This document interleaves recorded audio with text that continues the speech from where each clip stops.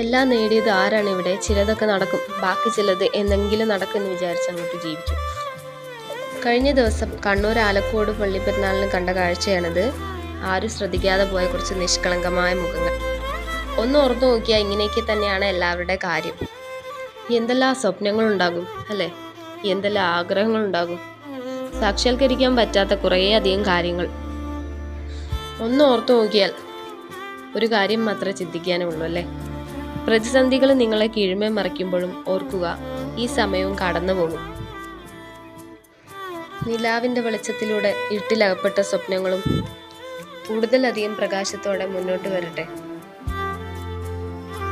നമുക്കൊക്കെ പള്ളിപ്പെരുന്നാളോ ഉറൂസോ ഉത്സവം എന്ന് കേൾക്കുമ്പോൾ ആദ്യം മനസ്സിലേക്ക് ഓടി വരുന്നത് കൂടുതലായിട്ട് നമുക്ക് അവിടെ കാണുന്ന കളിപ്പാട്ടങ്ങളും ഐസ്ക്രീം, ബലൂണ് ഇതൊക്കെ കാണണം.